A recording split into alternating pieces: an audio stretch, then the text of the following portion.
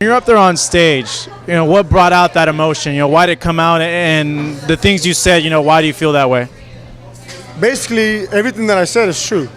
He's not a step up. So by no means is he a step up.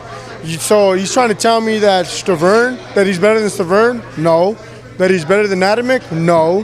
That he's better than Klitschko? No. He's not even on that level at all.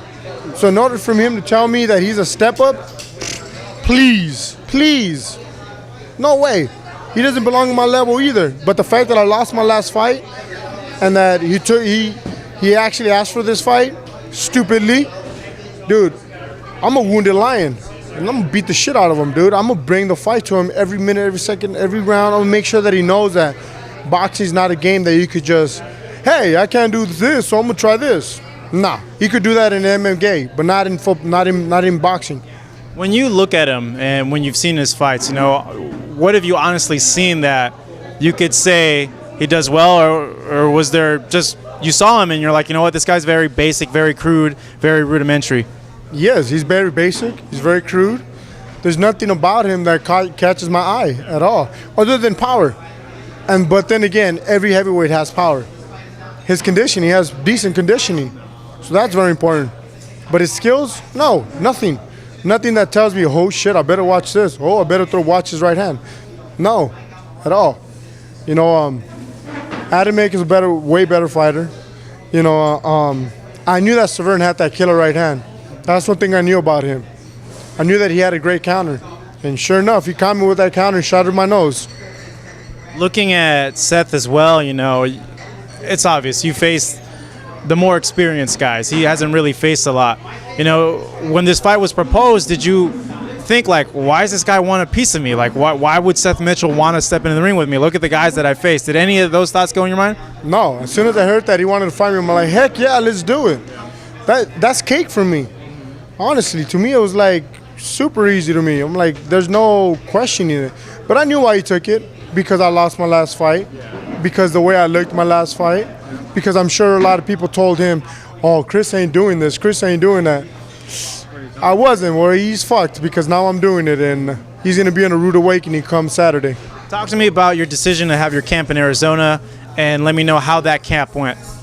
I wanted to go train since the Stavern fight. I knew I needed to get out of town because I took so much time off, and it was hard to get back in the groove of things. But not only that, I'm my own worst enemy, man. My gym is 10 to 15 miles away from my house, and I'll find an excuse to miss the gym. I'll be like, I need an oil change. I need to go get some milk. Oh, fuck, I didn't get no tortillas. I got to go back. So I'll find an excuse to miss the gym. So out of a week, I'll probably go to the gym 3 days out of the week. And that's 3 times. Now, while I'm in Arizona, I go to the gym 6 days a week, twice a day. So it's basically night and day. I went to Arizona not to get away from people, to get away from myself, to get away from my comfort zone. That's why I went to Arizona. Why did it take you so long to realize that and to do that? You know what? It was that long layoff in between fights, between the Stavern and the fight before that. That long layoff right there. I was just lackadaisic. I was just chilling at house. I was just being me. And I knew I needed it for this fight because it was a make or break fight. It's a make or break fight. Talk to me about that. Since it's make or break, what things in camp did you work on that you saw from the Stavern fight and said, what, this needs to change? A lot of head movement. I actually started working on the rope and doing a lot of head movement, moving my head, not get caught with sucker punches.